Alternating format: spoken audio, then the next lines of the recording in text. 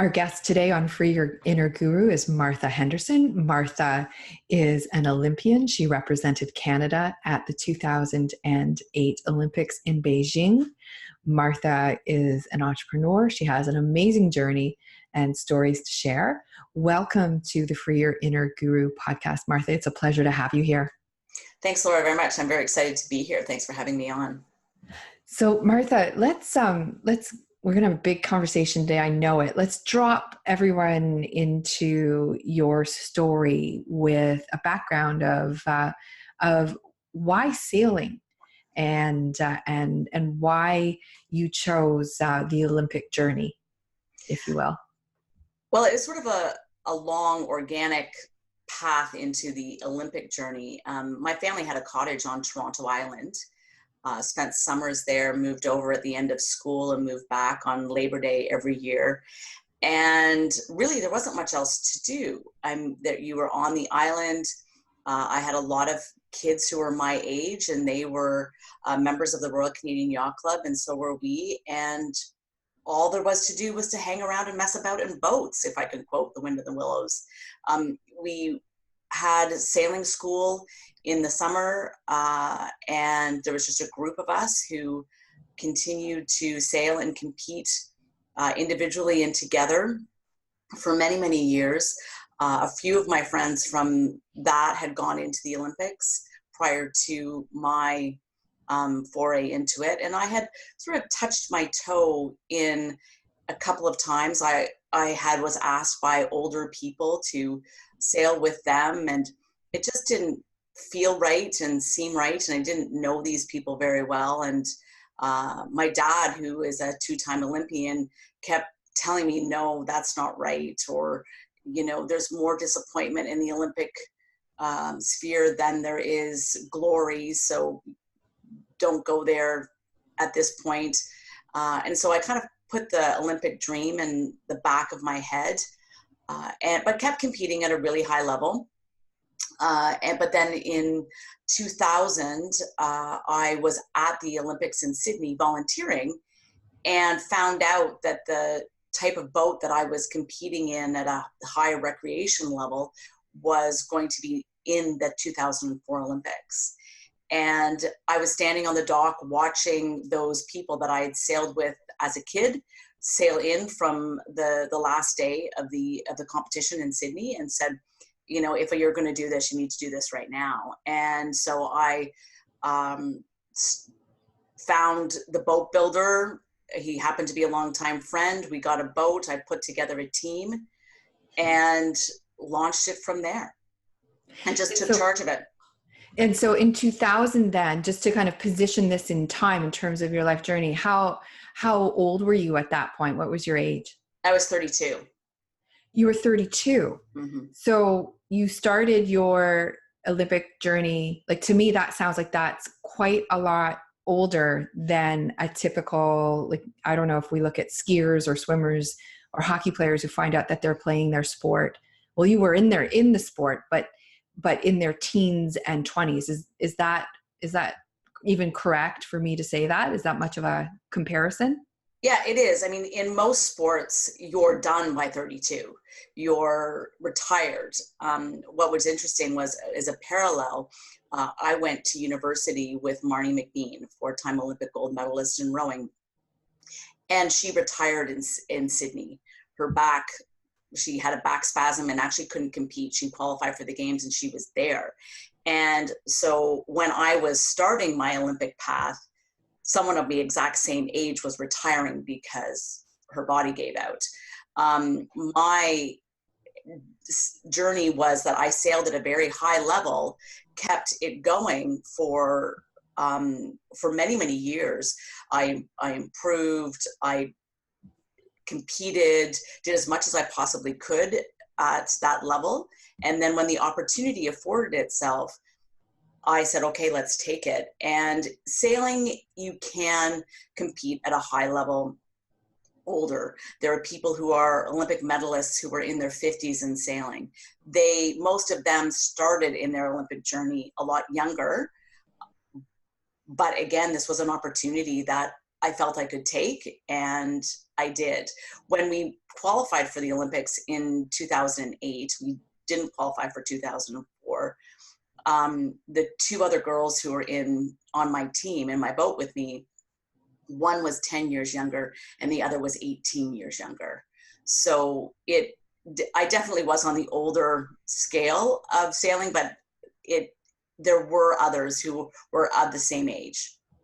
So now I've heard you speak before live when you give your keynote, and I know that this was a sticking point along the way.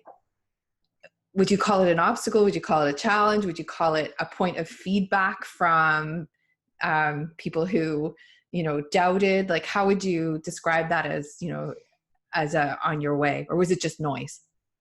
No, initially it wasn't noise. I was told a lot of negative opinions, let's say, from other people, and it was their opinion that I was either too old or too young. So my dad's opinion when I was 16 was that I was too young. At this point, other people were saying I'm too old. Others were saying I was too tall or too short or too fat or too thin. And it was a constant too message or too something. And that was the excuse that they were trying to give me to make me stop. But really that was what I realized later on was that was their fear that was coming out, that they were trying to give to me. And when I realized that it was their fear and not have anything to do with me, I just put it on the shelf and kept going. Again, because when I was in the moment and we were in the competition time frame, everybody was on the same journey, and everyone was having those types of messages. Sailing is very much a gypsy lifestyle. It's not like swimming or let's even say figure skating, where you train and train and train in your local rink or local pool, and then you go off and do a competition. All of our training was away. It was external. We were traveling all the time. We did very little training at home. Most of it was on the road. And I was with women who had teenage children or had 2-year-old children, and they were playing cards or reading books over Skype with their kids to keep in contact. So there were a lot of people who had a lot of pressures, different but similar, and we were all in the same path, on the same journey. So we shared those like experiences, even though we came from very different places. So it sounds like when you were doing the thing, which in this case is sailing, you were surrounded by like-minded people, and the input and like situated, right? Like the environment was full of people in similar, they might be different stage, different age, but I've got to think that amount of training away from home is challenging to any kind of, lifestyle. But then the feedback's coming in from people who are not in that environment. So kind of from the outside looking in. Exactly. And oftentimes I found myself wishing and hoping to be able to go away again, to get back into that like-minded sphere. Because when you would come home and hear these negative messages and the people who were doubting what you were doing, it was very difficult to deal with. It was like, I just want to go. I want to go again, even though you wanted to be with your family and friends and you missed those people who were vital in your life. You wanted to get on the road again so that you could just block all the rest of it out.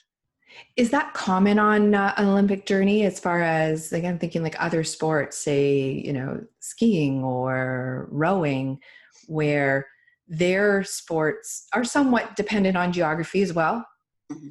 right? And so they're away during that time, and it's almost like a protective environment for that period of time. I think in some sports it is. I don't have a lot of insight into many of them, but with sailing for sure, we get to know the people who sail our type of boat better than we get to know our fellow countrymen, if you will, who are doing the same thing, but in different types of classes. I think in a lot of other sports, they keep you away from the other nations. I've been told this by other Olympic athletes, that they didn't necessarily get to know their competitors very well because they were kept away from them. We were together all the time with like the Australians, who were very close friends. The Americans, the Norwegians were our training partners. The South Africans became our training partners as well. And we became much closer friends with them than the other Canadians who were sailing different types of boats doing the same thing. I think that probably is more the exception than the rule. Right, because when you're I think when you're in sailing, it's about you and the boat and your body and your equipment doing the best that you can. Yes, you're positioning and competing against other people, but it's not like hand to hand. Like it's not like a tennis match where you're literally like trying to beat the other person across the net from you. We're racing against anywhere from 15 to 40 boats at one time, and so to focus in on one individual, another individual, it doesn't happen. That's not what the sport is made up of. It's about strategy and tactics and the whole playing field, as opposed to one team or the other team. So that means that there can be a camaraderie built without compromising your competitive edge. And part of that is got to be negotiating Mother Nature. Like absolutely. Of the day, you all have a common challenge that isn't necessarily each other. Absolutely. And sometimes Mother Nature conspires to keep you together, which means that if there's no wind, you sometimes stay on shore for hours and hours. And what else do you do except play euchre with the other teams? Or if it's too windy, and again, what do you do? Or rainy, or well, if it's too windy and stormy, you're stuck inside with these people. So you got to get to know them. So I see a real theme of community there. And I know that's a big part of what you do now. But before we get into the present day, I'd love for you to share the story of what it was like for you to be at the Olympics and watching the other Olympians come into the stadium. So I think you're referring to my 2004 experience. So our main goal, my original goal when I started in 2000 was to qualify for the 2004 games. I gave myself that 4-year time frame because at that point I was going to be 36, and I thought I was going to be too old to keep going for a second quadrennial. So my main goal was to qualify in 2004. And unfortunately, we didn't do that. We just missed it. And my father was the head of the International Sailing Federation at the time. And so I went to Athens anyway as a spectator and as a volunteer in the VIP hospitality suite, letting other people out on the water to watch their athletes and taking people to watch the games, which is really disappointing for me because I really wanted to be competing.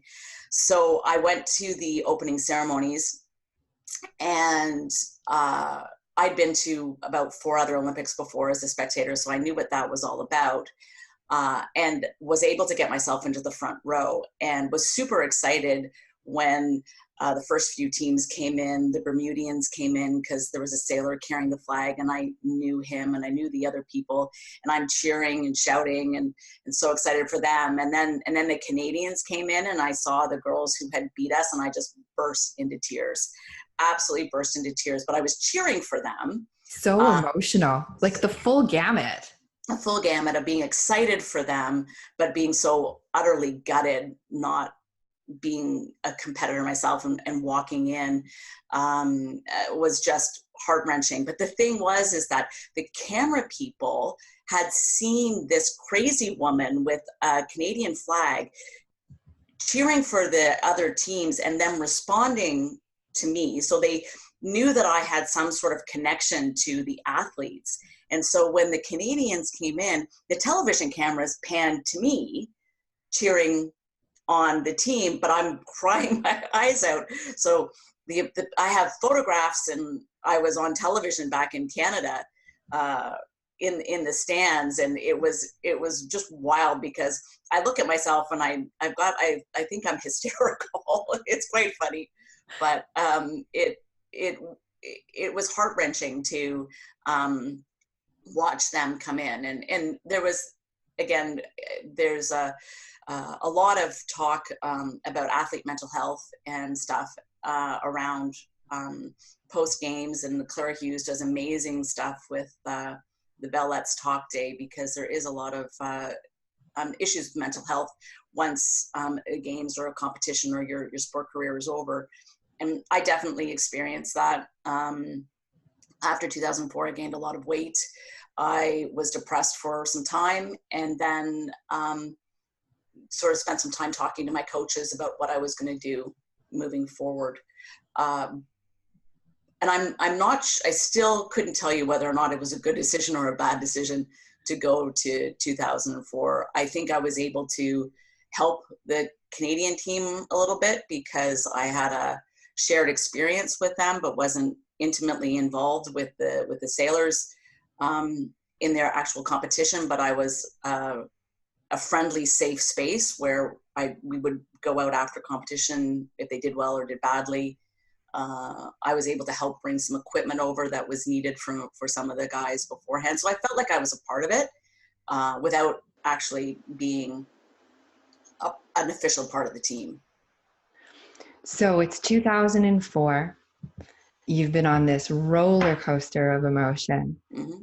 And then was it a given that you were going to go to 2008 at that point? Not at all. What was that like? We sold the boats. We sold everything after 2004, because the two girls who were on my team at that time, one was older than me. She was 40. And the other one was 2 years younger, so 34. Both of them were in committed relationships and decided that they were getting married and having kids, which I supported. I thought that was great for them. But I wasn't in a relationship. I didn't have, and they also had jobs to go back to. I had quit my job. I had moved back in with my parents, and didn't have, I didn't have a life ready made to go back into, and they did. One was a lawyer, one had just taken a leave from her job, and they had lives to go back to. So they chose to do that, which was great. But so we sold everything and got rid of everything, and then it was really up to me to decide what it was I wanted to do. I was embarrassed that we hadn't qualified, so it took me a long time to go back to my sailing club. And when I finally got the courage to go back, the university does great things, because they put, there was a guy who was there who I hadn't seen in a number of years. He was a 2-time Olympian, and he asked me what I was going to do. And I said, I didn't know.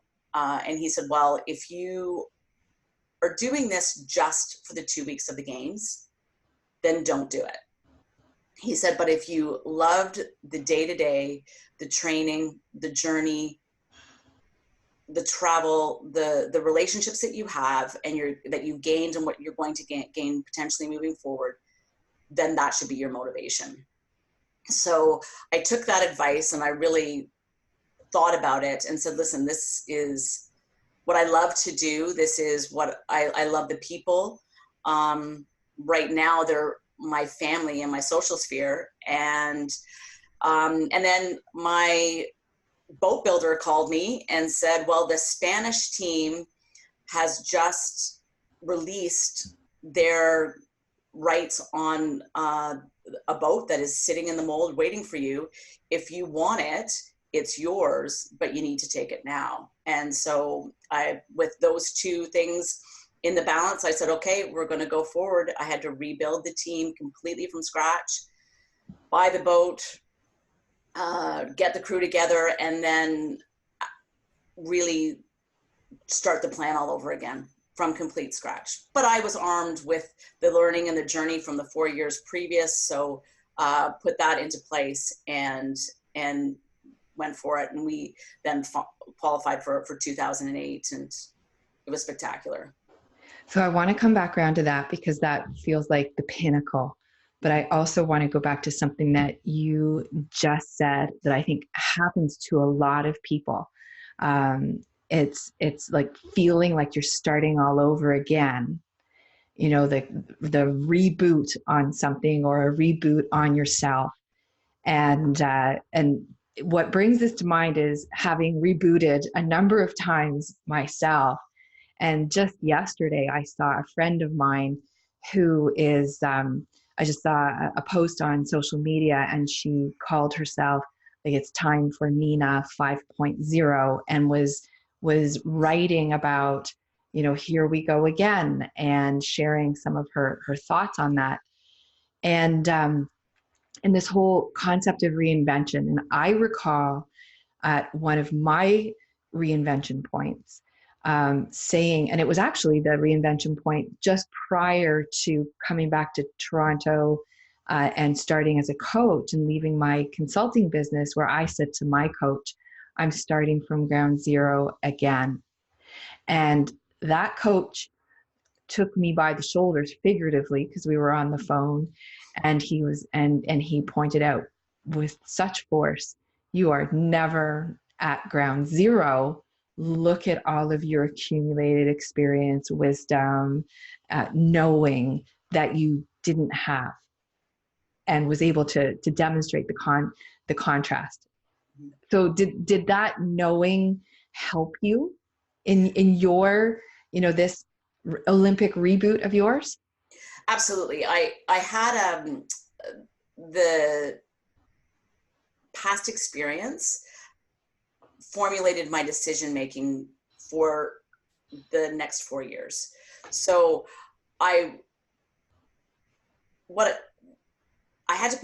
because I had to rebuild the team, I needed to find the people who were going to actually fit, not only with the talent of sailing, but being able to handle the international travel, be able to handle the being away from family and friends for a long time. And it takes a certain person to do that. And I think that when in the first journey, I didn't know what type of person I needed. I was lucky that the people who came along that we put together had the same goals, but I didn't know that in the beginning. So in the second iteration, people were suggesting people for me to sail with, or someone I should try. Oh, you should have this person come and sail with you. They would be great. They're very talented. And then I'd sail with them a little bit, or I'd talk to them. It's like, yeah, they don't have the resilience and the ability to be away from home, or the focus to complete the journey. And so yes, all of the tools that I had in my toolbox, from where to get funding, right personalities, places to stay, people that we got to know, all those different things. Yeah, it felt like I was starting from zero, but then once I got into it, I realized that I had so much more available to me because of the experience I had had in the past. So you built your team. Mm-hmm. And then you are an Olympian. We know that. What was that journey like? Well, it was fraught with a lot of ups and downs, because I think everybody who's had to public speak or tried anything, you have your deepest fear or your worst nightmare. Oh my God, what if I, like as Jennifer Lawrence did, getting her Academy Award, tripped as she went up the stairs? Like when you have those like sort of like breath taking away type fears. And I had that. My fear, not the good kind of breathtaking. not the good. It was like, ugh. So my biggest fear was that I was going to fall overboard and lose our trials because I fell off the boat. And a lot of that that fear came from the fact that I have always struggled with my body image, my weight, and I had this vision of me being kind of this whale type thing, flopping in the water, and losing the Olympic trials because of a physical inability or because of my weight. Well, I did fall overboard in the World Championships. That was our trials. My hiking apparatus, the thing that kept me in the boat, let go. And I did a perfect backflip out of the boat because we were in the top 5 in that race, and we were doing really well. And all of a sudden my hook got caught and it released it, and I sploosh, and I'm like, all of those nightmares just came into reality. And so we got me back into the boat, and we ended up finishing 7th in that race, and we qualified, even with the nightmare happening. Like, so the absolute worst thing that I could have ever pictured happened, but we still qualified. So one of the things. Oh, that's amazing. Like, that's a huge, like, it can happen. It can happen. I think we want the fairy tale where it never happened. I had these fears. It didn't come, and I didn't have to deal with that. No, I mean, the happy ending. Yes, and one of our so the boat, the mast that holds the sails up, one of the wires that held the sails up broke before the first race. So we actually missed the first race of our trials because we had to get that fixed. And so we went back out and sailed the second race with a borrowed piece of equipment. And then 3 races later, I fall overboard. So all these disastrous things happened in the trials, and we still qualified. So a lot of my message that I talk about is that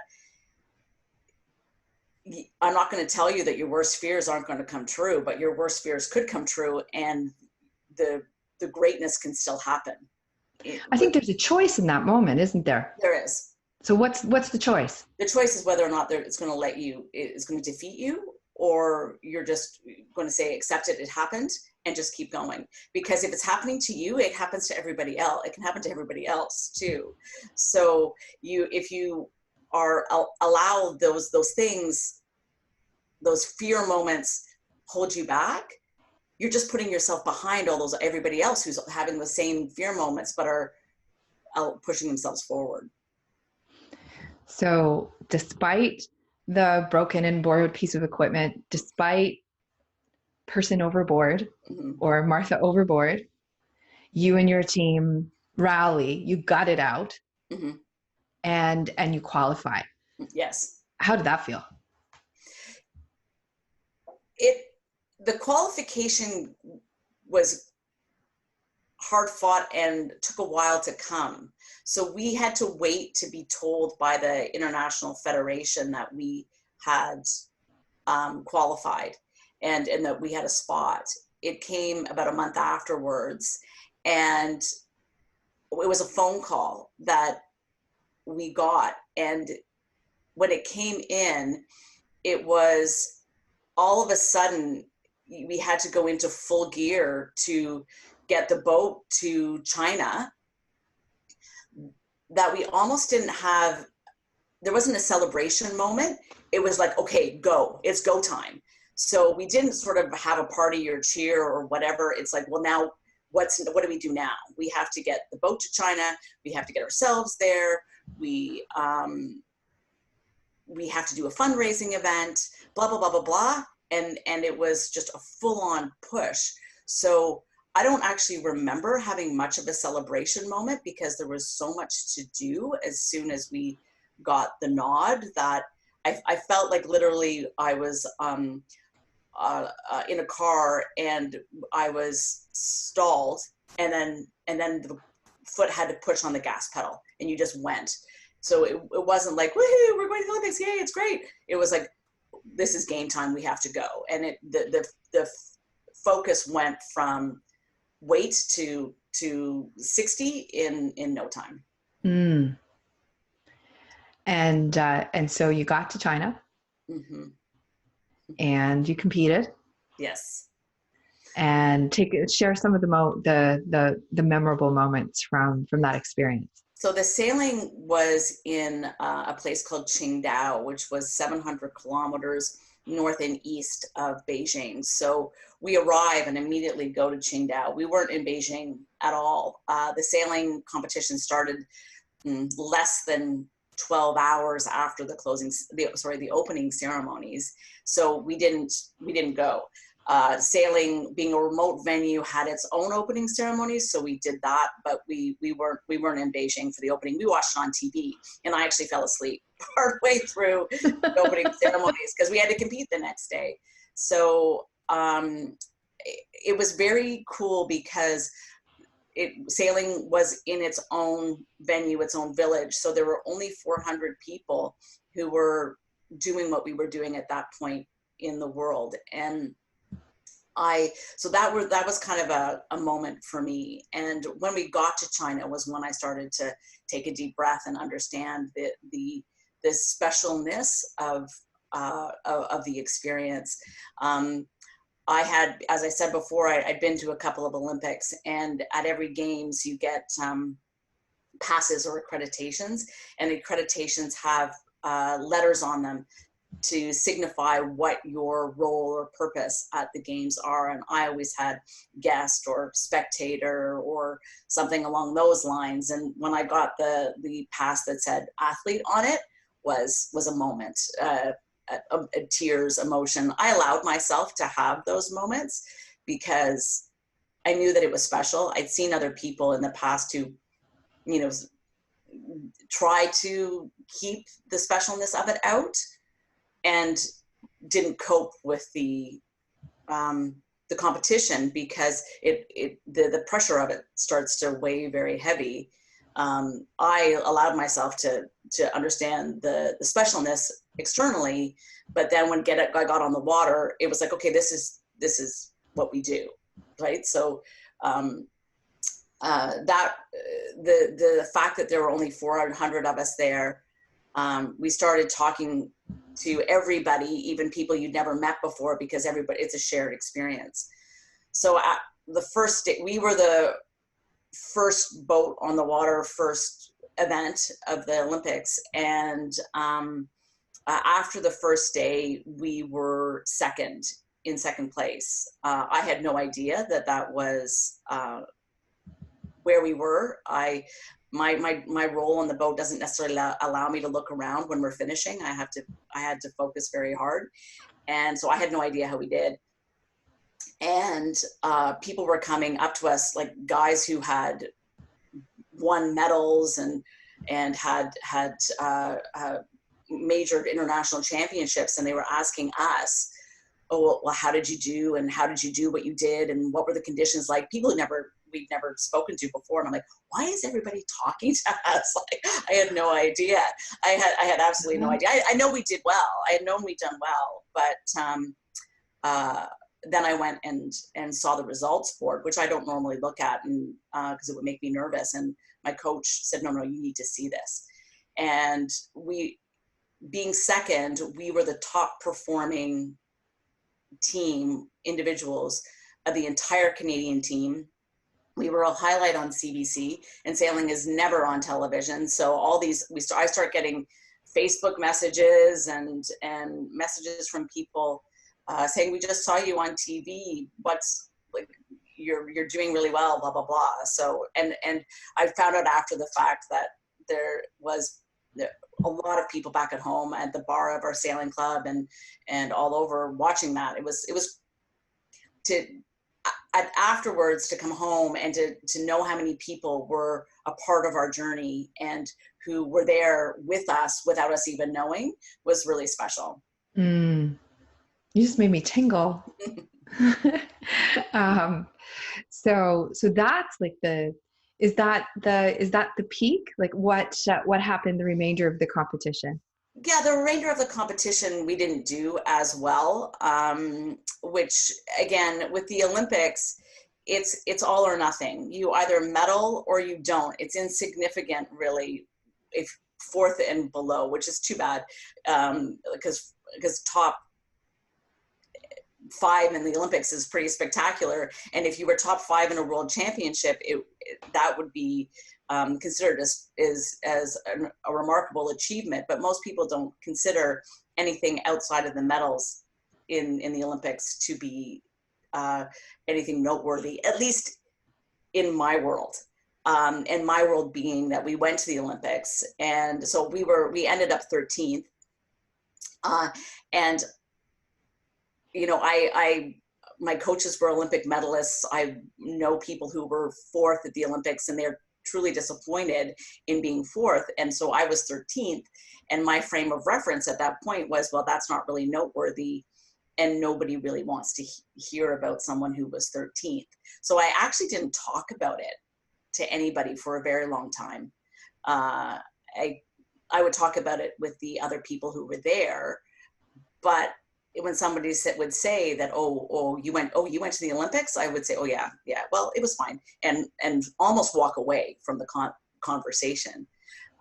It wasn't until about 10 years afterwards when I started to really embrace the journey of what we'd accomplished, and understood that the real value was in the relationships that we built, in the experiences that we gained, and that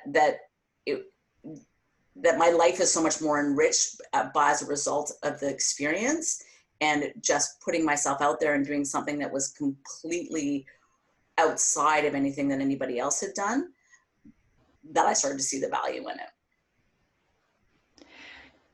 It speaks to this all or nothing culture that we find ourselves in, don't you think? Like, I understand what you're saying about within the sailing community and growing up around Olympic medalists, and you know, that's certainly not my experience. I don't think that's most people's experience. I think the general population, if that's how I categorize myself for this conversation, is impressed by Olympian. Mm-hmm. because we're so not. But I think it's really worth looking at in other contexts as well. That you think about like defining success as having to be the winner. Mm-hmm. Yeah, so again, I think that everybody had. If we could remove the word Olympian and say, what is that? Olympian is just another word for expert. So it's someone who has dedicated a lot of time and energy to one singular thing, and has achieved beyond. And there are people in almost every walk of life who are experts in what it is that they do. And I think in everybody's life, you are an expert in something, whatever it is that you work at, or you focus on, or play at.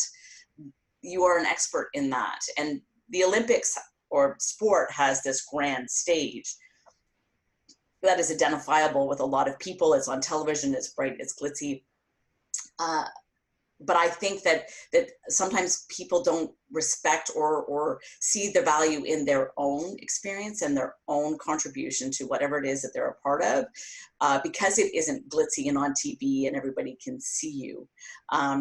I find that, you know, when I talk to people these days, I go, oh, you did something that was pretty spectacular. I'm like, yeah, well, because you can see it. Like, but in their life, I mean, you, Laura, have had your own great experiences as a coach, I would say you're an expert in that.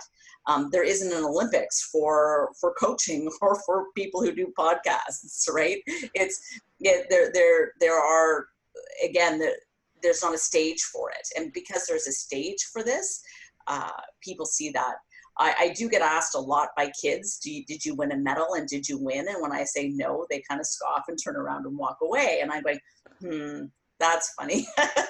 It's like, how can I, it's almost like, how can I tell the story of what it really means to, and I think you do tell that story super well, right? But, distilling that down, because I think there's so much wisdom, not just for the kids, for the grownups too, right? As far as I think it's the dedication, the resilience, all those, certainly less sexy than winning, but in most contexts, there being one winner and a whole bunch of not winners is not conducive to optimal results overall. You think business, like you go into negotiation, and ideal situations where you're looking for a win or value on both sides. It's a different mindset and a different awareness of what's truly valuable here.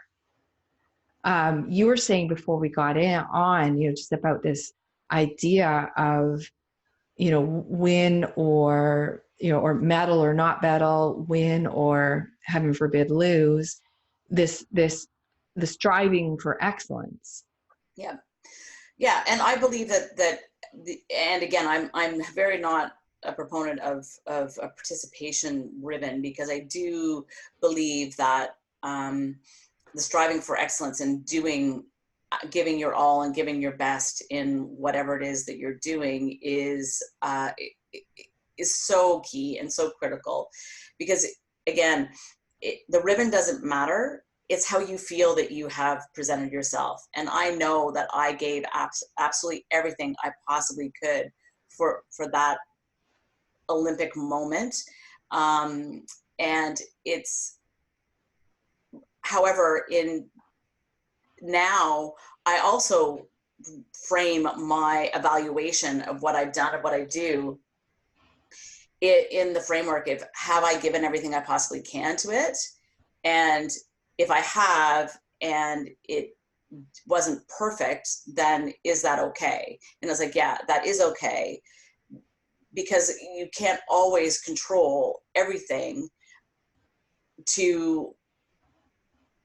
for that dream of perfection. It's about doing everything you can to the best that you can,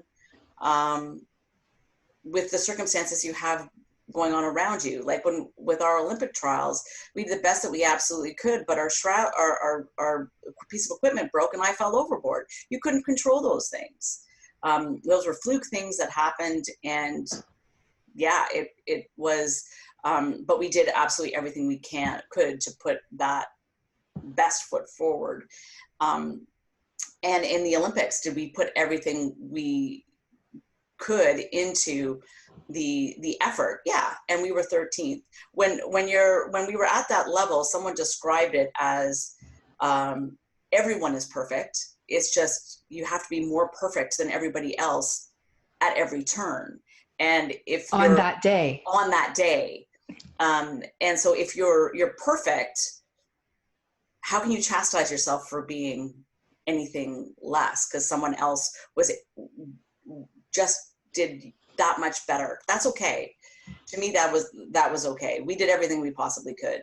And so now I look at, if everyone is, people need to be satisfied in their effort. And if they're not, I think you have to view it through the lens of whether or not you were doing everything that you could do to make it good and make it better. Like, was I showing up? Were you showing up? Yeah. Am I showing up? Yeah. And it strikes me that in the Olympic environment, you were using, perfection is the goal, and it's at a very elite level. My sense is that perfection may not translate all that well outside of that environment, because we can see a lot of sometimes the perfection, the paralysis that can come with perfection. Have you had any experience with that? Did that play out for you at all? I deal with it all the time because I'm a perfectionist, but it's about viewing it through a different lens. Is like, is the desire to be perfect holding you back from actually achieving? And is perfection really needed in that situation? Mm. So do you need to be perfect in order to, I like to cook. It's another aspect of me that I love to cook. And does everything I make have to be perfect, or can something be a flop and be okay? It's like, yeah, sure, that's fine. I've described my personality, or actually my personality was described to me as fire, ready, aim, meaning I jump into things and then I plan. And has that been successful all the time? No, but has it given me some great learnings and provided me with some great experiences and, allowed me to do some really cool things? Yeah, absolutely. I think that there is a paralysis in perfection, but there is also, if you're looking to strive and to do really well and not be held back by perfection, I think it can work both ways. Mm. So you said when you were relating that you had been quiet about the Olympic experience for about 10 years. I did the math. Beijing was 2008. Yes. 10 years was 2018. It was That last was year. a year ago. Yep. Bring us up to the future. What changed? Why did you start talking about it? And what are you doing now with your message and your story? Well, I started to work with a coach. Thanks. Started to work with a coach because I was floundering a bit in what my personality and identity was and who I was showing up as. And if I haven't said, Laura, you're my coach, so maybe people should know that Laura was my coach. I was not aiming for that, Martha, but thank you. You're amazing. It was I was in trying to suppress the Olympic journey, and the Olympic story was preventing me from being authentic out in what I was doing, and where I wanted to be and where I wanted to go. And with my life and with I love building communities. I love rallying with people and creating great experiences and environments for everybody. I've always sailed as a team. I sailed like 2 or 3 events in a boat where you sail by yourself, they call it a single-handed boat. And I hated it because I had nobody to talk to and nobody to collaborate with and nobody to rise up together with. I didn't like it. And I'm a terrible singer, so singing to myself was just not fun. So I didn't enjoy the experience. So when I started to explore all of the elements that went into the Olympic journey, I actually started to realize that it had value because it was a relatable story for people in any situation who have to reinvent themselves or who have had an experience and aren't really sure about what that did for them.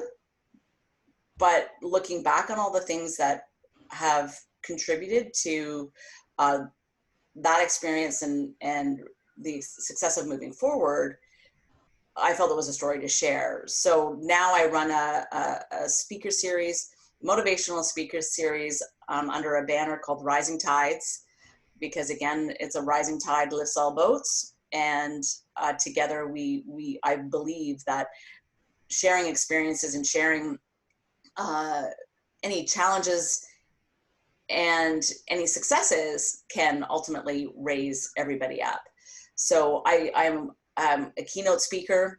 The title of the keynote speech is Where the Gold Really Lies, which in my mind is in the journey and in the life altering experiences and the friends and relationships that we make along the way, as well as the motivational speaking events called the Rising Tide Speaker Series. So if you had to sum it up in, say, a minute or two, what would you say is your key message? What do you want people to know? My key message goes back to the advice that I was given in 2004 when we didn't qualify, is that the importance is in the journey. It's in what you do every day to either make yourself better or contribute to the community. That is where the gold really lies.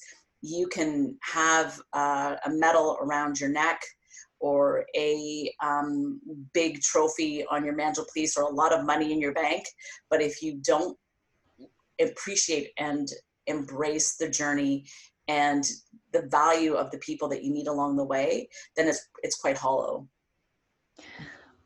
Well, Martha, thank you so much for coming on here and sharing these nuggets of wisdom.